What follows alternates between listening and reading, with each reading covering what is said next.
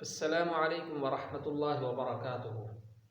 حضرت انس رضی اللہ تعالیٰ عنہ کہتے ہیں جناب نبی کریم صلی اللہ علیہ وسلم نے ارشاد فرمایا کہ جو آدمی دو آدمی لڑے ہوئے میں صلح کراتا ہے، آپس کے اندر لڑائی تھی تو ان کے اندر صلح کرواتا ہے تو اللہ تعالیٰ اس صلح کروانے والے کے تمام معاملات کو درست فرما دیتا ہے۔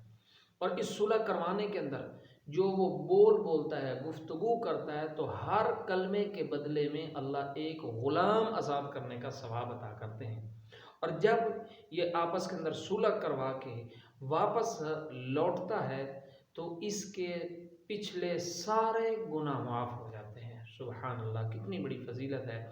اور ایک اور فرمان مقدس ہے، جناب نبی کریم صلی اللہ علیہ وسلم نے ارشاد فرمایا، اے میرے صحابہ، کیا میں تمہیں ایسا عمل نہ بتلاؤں جو نماز پڑھنے سے، روزہ رکھنے سے اور صدقہ دینے سے زیادہ افضل ہو؟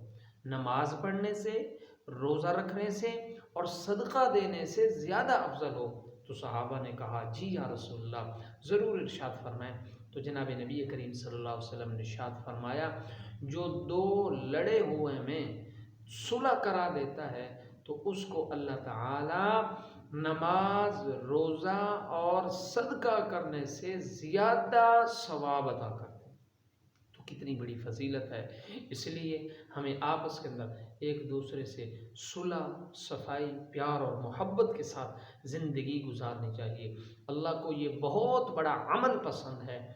تو اللہ تعالی ہمیں اپنے سینوں کو ایک دوسرے مسلمان بھائی کے بغض، نفرت سے، فتنے، فساد، لڑائی جھگڑے سے ہر قسم سے محفوظ فرمائے۔